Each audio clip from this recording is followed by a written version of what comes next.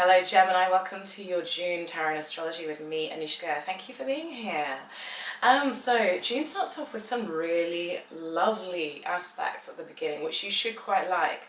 We're going to have a trine between Mars in your ninth house and Mercury in your sign as well. He's kind of come through your 12th house, where the communication and the thinking might have been a bit more quiet, a bit more in depth, reflecting on the past, those kinds of things. Happy birthday as well, by the way.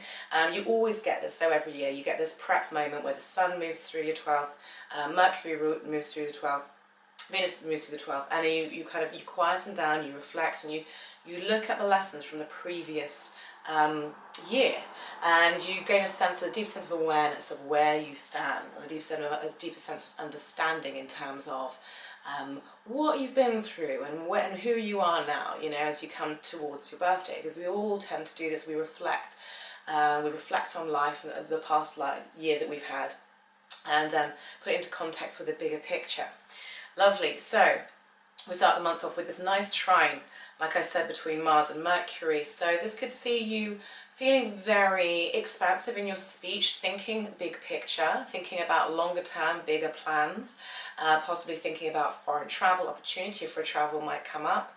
Certainly this would be a great time if you are abroad. You should really absorb the culture really well on a mental level, and you'd find it really sinking in, and find yourself really kind of I want to say resonating with the culture, resonating with the people around you, and so a great day if you are travelling, or if you're on holiday, I think you'd book a holiday for them. On the 2nd, we've got Venus trining Jupiter, right? As you can see, I'm not reading off of my papers anymore because I save the trees. You know, I'm tired of making notes on paper every single month and having to chuck it. I don't want to have scrap paper and be wasting paper, you know, unnecessarily. Although waste implies unnecessary, but there we go. So, sorry, on the 1st, we also have a trine between Jupiter, who is in your 6th house, trine between Jupiter and Venus in your 2nd house. This is business opportunity. This is good luck on the job. This is feeling a sense of connection and fairness, and feeling quite I'm just turn the screen brightness down because I feel like I'm glowing, and feeling a sense of generosity towards everybody. You know, this could be a really great time if you're thinking about investments. Some opportunity could come up that day, which would be really good. You've also got a trine between Venus and Neptune, which is in your 10th house. So, you know, your 2nd, your 6th, your 10th, which are the work, money, career houses. Also related to resources as well. So there could be really good opportunities. There could be some windfalls or some luck that comes in, or perhaps even a promotion, who knows. So this is at the beginning of the month, so this is a really lovely start for you. And then your ruling planet goes into your 2nd house. So, you know, you're thinking about your money, you're thinking about your resources, you're thinking about your finances, and your 2nd house is ruled by Cancer. Especially, well, if this is your rising sign, but still, your 2nd house is ruled by Cancer. So, you know, the thinking tends to be emotionally based and emotionally driven. You're thinking about how you can create emotional security for you and your loved ones, and how you can create security through income, through finances for you and your loved ones. And then we have a new moon in your sign, so this brings fresh energy, fresh starts. Great time to affirm, especially because it's your birthday month. Great time to affirm what it is you would like to see happen in the future or over the course of this next year, so you can envision it, feel it, let it reverberate through you, sense it, and really embody what it is that you want to see manifest, so that then you can kind of add power to your goals. You know, once we feel them, once we can visualize them, once we can sense them, touch them, smell them, then we're really bringing that into our present reality and our present state. So a great time for you to be doing that. Okay, Venus goes into Leo, into your 3rd house. Communication becomes more important to you. You desire heartfelt communication. You desire You might have really nice times with siblings at this point. There might be a purchasing of a new car at this point, which wouldn't be a bad time to do it, in all fairness. So, you know, if you do want to get a new car or some new equipment, you know, technologically wise, it helps you learn, maybe helps promote your business in some way. This could be a good time to do that. And then we have what I'm really interested in. Sorry, I'm moving about, and I should probably cut the video so you don't have to see me moving about, but I don't care. As long as the message is getting across and you're understanding and absorbing what I'm saying, then it's all good. So, what we have going on, which is what I mentioned at the beginning of the video, is that we have Mars retrograding in Aquarius. This rules your 9th house, okay? We also have Neptune going retrograde on the 18th. So on the 26th, Mars goes retrograde. On the 19th, Neptune goes retrograde in your 10th house. Right, so let's deal with Neptune first. So Neptune is going to see, you're going to be wanting a harmony, and you're going to be wanting a balance when it comes to work and life and relationships. So work-life balance may start to come into review. You may start to imagine different career paths, or different, for those of you who don't have a career, maybe you volunteer somewhere. You know, what is it that you do out there in the world? Whether that it's, you know, you do your weekly shop and you take care of the kids and all this. This can see you wanting to review, imagining a different picture for yourself. This can see you imagining a different picture or outlook for your life. Perhaps there may be some haziness that comes in. There may be some lack of clarity in terms of, what am I doing? Is this the career I want? Is this direction I'm heading in? Because Neptune can be foggy, it can be hazy, and it can make us feel like we are floating somewhat. So this is something to be aware of. What I would say to work with this energy is to tap into intuition. Tap into intuition when it comes to your career. Maybe even look at things like manifestational modalities. Perhaps you might see yourself bringing in a bit more imagination, inspiration into what it is you do in the world. Wanting more of a sense of beauty and harmony and oneness in what you do. So it may become that if you have a business, maybe you want to involve some sort of humanitarian aspect to it, or more creative. You want to be more creative, but just be aware of distortions and illusions and projections at this time. Mars is going to go retrograde in your 9th house, okay, in Aquarius, and this is a time where we really have to, you know, put a little bit more effort into working as a team with people, into being more humanitarian, like I was just mentioning.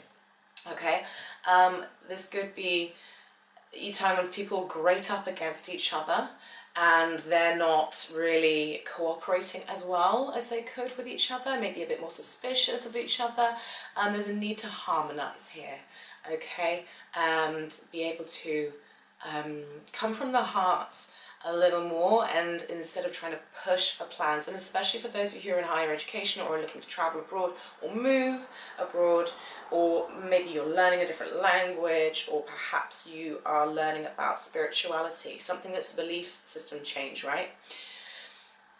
You know, I would like you to not get frustrated if it seems like cognitively you are not absorbing as much as you think you should be. Understand that there are internal processes that are going on here. Okay, the fact that you're watching this video and you're interested in this shows me that you have got a far deeper, you know, understanding of these more subtle vibrations and the subtle ways in which human beings work. We are not all action. There's a lot of subtlety that goes on, a lot of absorption that goes on underneath the radar, okay, in order to expand our awareness, in order to expand our knowledge of self. So just bear that in mind. And then we finish off with a full moon on the 28th in Capricorn. Capricorn, of course, ruling your 8th house. A full moon there, bringing a culmination to intimacy, shared resources, investments, taxes, even depth psychology. So, you know, What else is going on this particular day? Well, Mercury going into Leo on the next day. So don't take, what I will say to you is don't take things too personally. When with this full moon, try and keep the big picture and the larger perspective in mind, especially if there's a sense of pressure as it relates to taxes, as it relates to not into so much intimacy, but as it relates to shared resources and things like that. There may be a feeling that something needs to get done, something needs to get signed, something needs to get completed.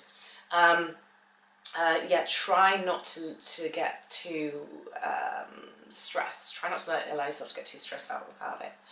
Of course, you know, Uranus moved into your 12th house in May, and I did want to have all the videos out by May 15th, but I don't know if you know, those of you who follow me, I lost my voice for about, well, on and off for about 2 weeks. And so it really set me behind. And it was really interesting because I wasn't the only one. So many people that I know just have lost their voices out of nowhere. And I thought, Uranus and Taurus, what does Taurus rule?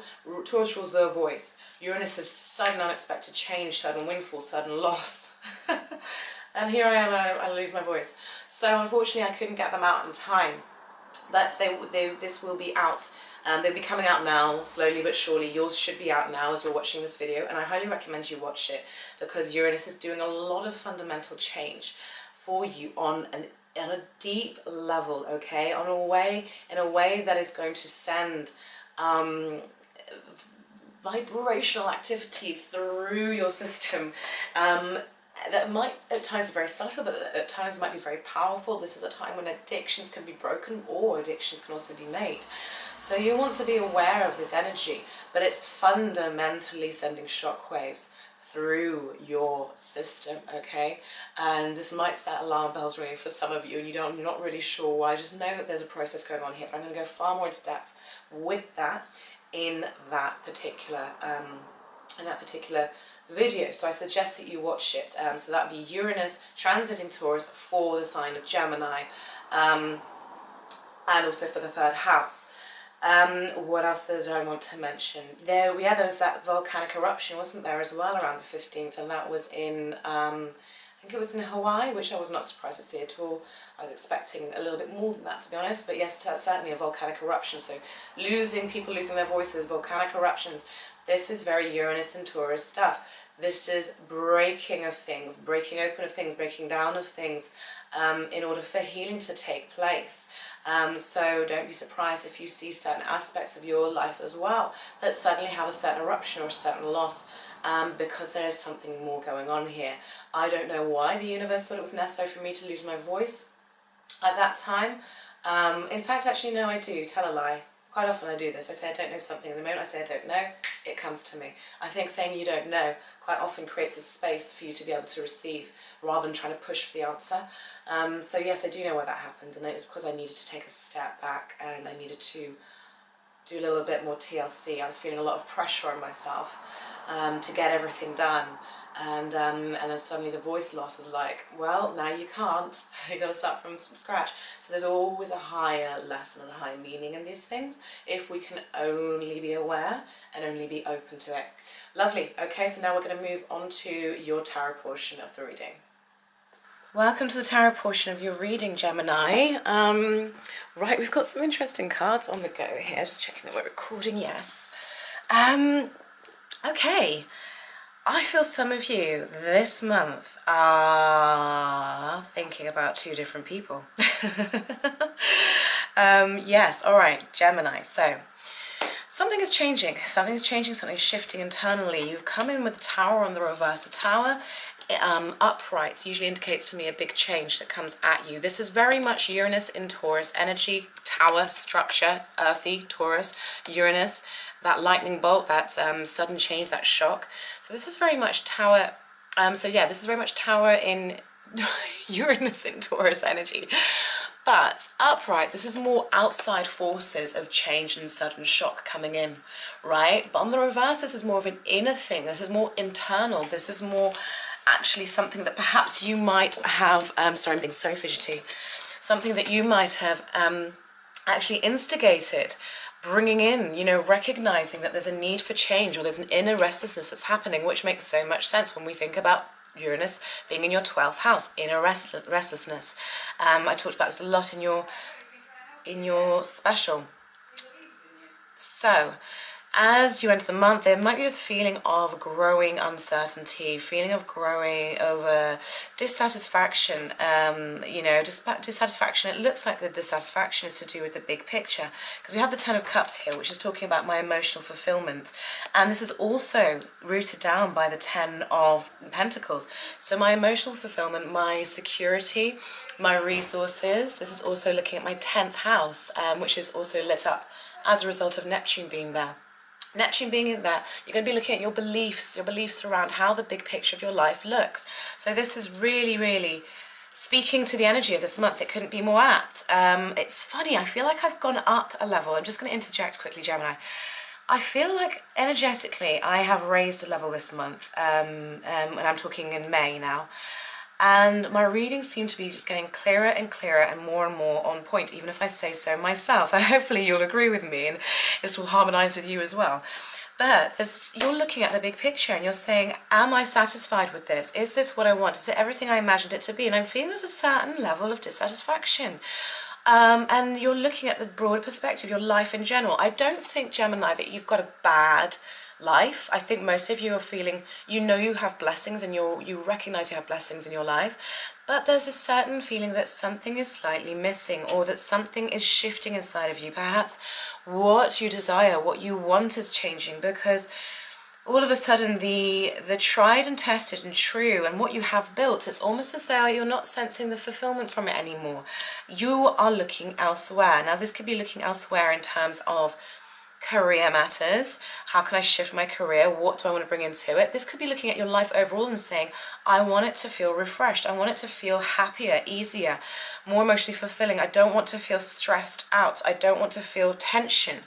Because what we have is the Knight of Cups in reverse here, and these are both in your, so we've got Page of Wands in reverse in your hopes and fears, Knight of Cups in reverse in what you're trying to consciously bring in and aim for. So this is saying to me that there's a blockage happening here. There's a there's a hope and a desire for fresh emotional beginning. You want a fresh start. I'm feeling like, and I just got this sudden image, you want to feel like a child again. I had this image of this child, this little naked child just running, just swimming, like running through a pool and just laughing, you know, running naked through grass. I feel there's a sense of freedom that Gemini wants. And this has been building and building for a while, and you've been noticing little areas where you feel dissatisfied. This isn't necessarily in your relationships. This could be in your work, in your overall life, and you know, but for some of you this might apply to a relationship, and there's a desire for passion, new passion to come in, new creativity to come in, new emotional experiences to come in. But it's almost like, I feel like it's in your conscious awareness and you want it, but we're only at the beginning stages of it, which makes sense because Uranus has only just gone into your 12th house. So we're only at the beginning stages of this desire for new emotional freedom, for new creative power, for new passion to enter your life.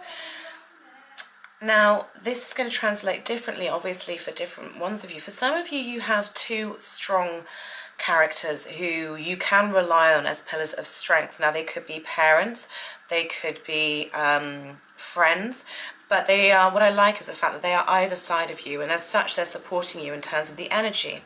So, this is how it's going to be for some of you. These are going to be your go-to people. These are going to be the people on whom you can rely. But at the same time, I'm also reading another situation because we have the moon here, which is about secrets and about illusions and what's hidden and fantasy and dreams. And you are jam sandwiched in between two ladies, Gemini. And we all know you're a flirt, or you can be. Now, for some of you, this could see some of you looking at relationship. There could be two potential men or women, whoever, on the cards that you are interested in, and both of them would be a good match for you or a good bet for you. Some of you, this actually goes a little bit deeper. For some of you, are actually looking at somebody who is in the past, who you once knew and once had a connection with, and somebody who is actually in your current present right now. And there's this kind of weighing up of, am I with the right person, and reflecting on people of the past.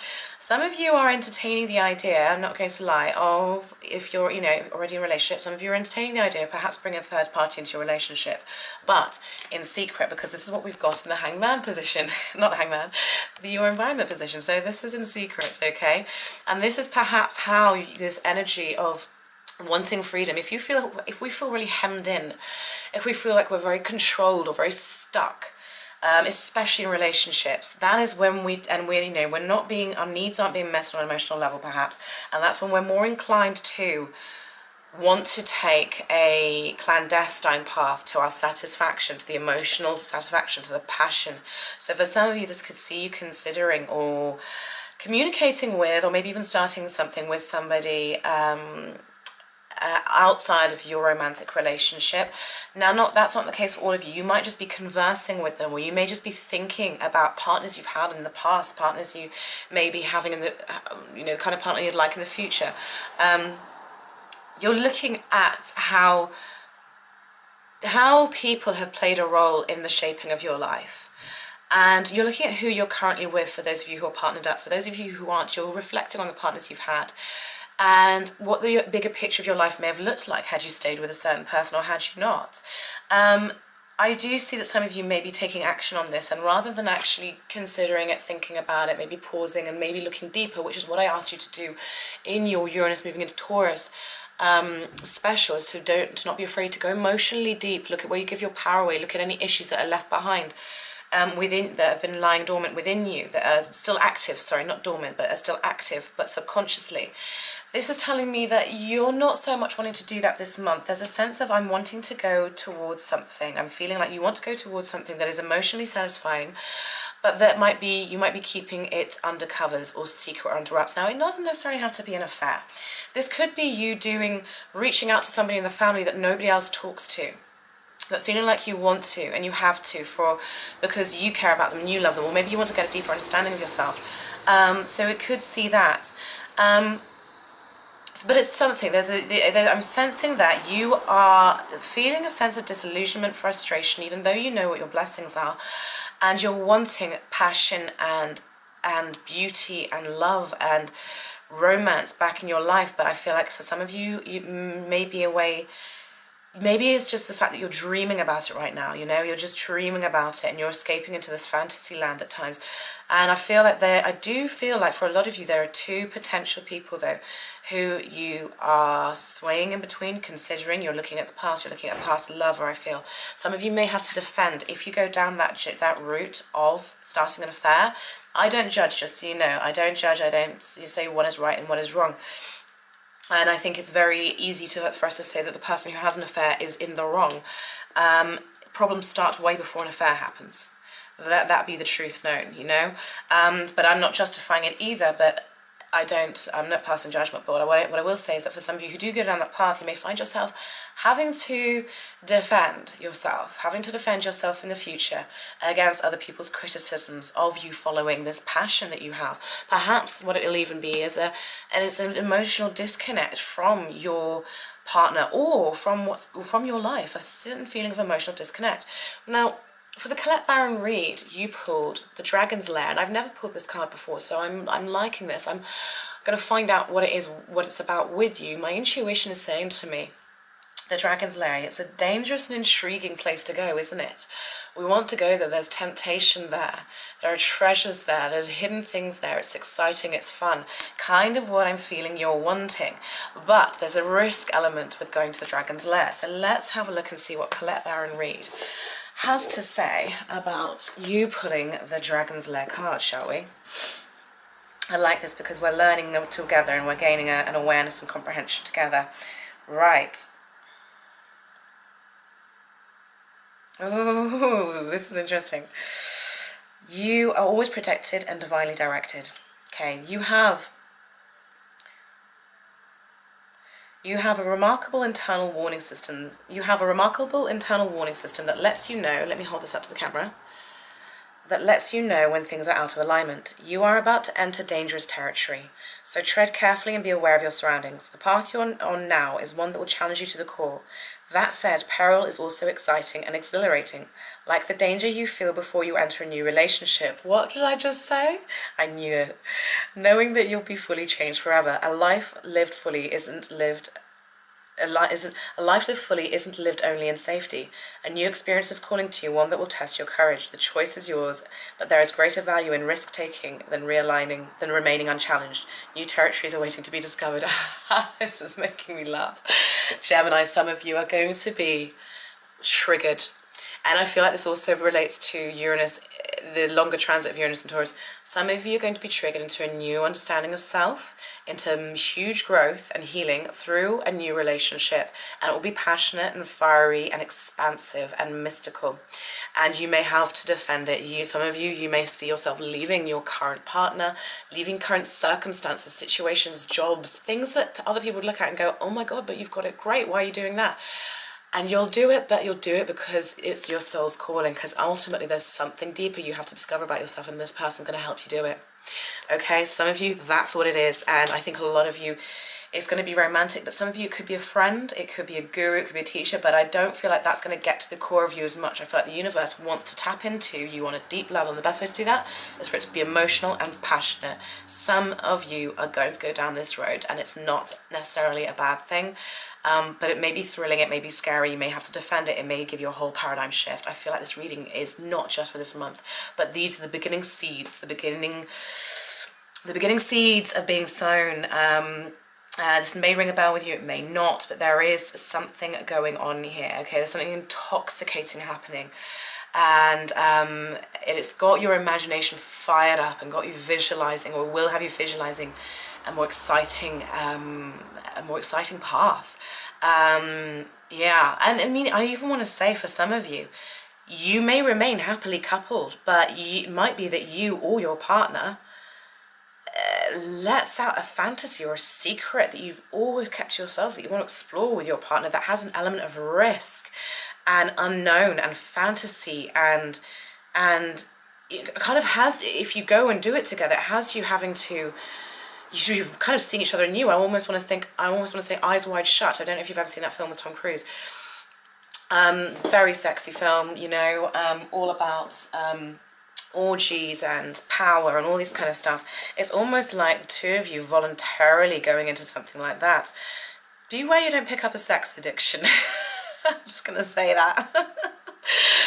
But this has got me a little bit tickled, I'm not going to lie, Gemini, I'm not going to lie. Some of you may not relate to this at all, in which case I say, watch your rising and watch your moon sign. But for some of you, I can feel it in my gut, this is spot on. And it's got me laughing, and it's got me so intrigued as to what's going to happen down the road. I want to do next month's reading already. Geminis, I've got to love you guys. You can be so mischievous sometimes. But it's that curiosity you've got, you see, you've got that natural curiosity, and it leads you down certain paths. All right, Gemini, I hope you enjoyed that. Go ahead and watch my Uranus and Taurus special, especially for your sign, and enjoy.